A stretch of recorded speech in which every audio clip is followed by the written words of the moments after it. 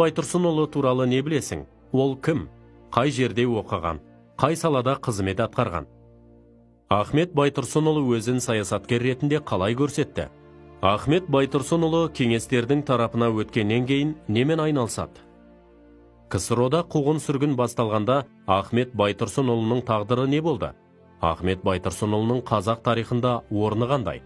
Сұрақтарға жауап іздейік.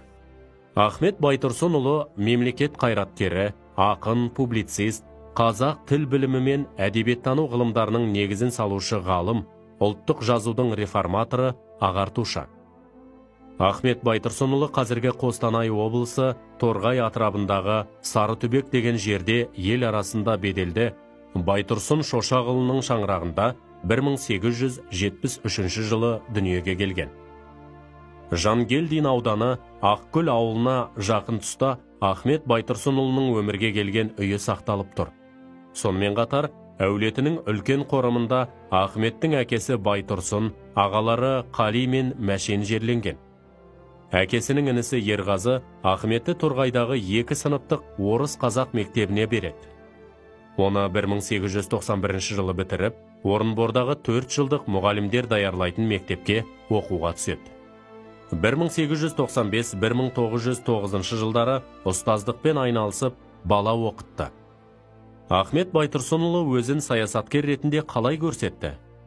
Ахмет Байтұрсынұлы 1905 жылы жазылған Қарқаралы петициясы авторларының бірі болды. Сол кезден бастап, жандармдық бақылауға алынған Ахмет Байтұрсынұлы 1909 жылы 1 шілде күні губернатор бұйрығымен тұтқындалып, Семей түрмесіне жабылды.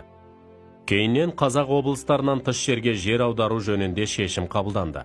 Осы шешімге сәйкес Орынборға 1910 жылы наурыздың 9-ында келіп, 1917 жылдың соңына дейін Орынборда тұрды.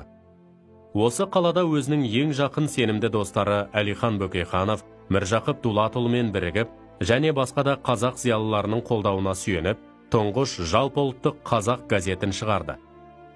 Қазақ елінің азаттық қозғалысы тарихында Байтұрсынұлы редакторлық жасаған қазақ газетінің алатын орны ерекше.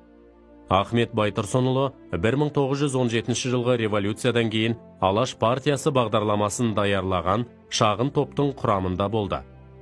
Екінші жалпы қазақ съезінде оқу-ағарту комиссиясының төрағасы болып сайланды.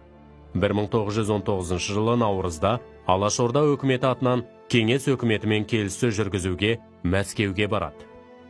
Сол жылы сәуірде Байтұрсынұлының ықпалымен Алашорда басшылары мен мүшелеріне кеңес өкіметінің кешірімі жарияланған еді.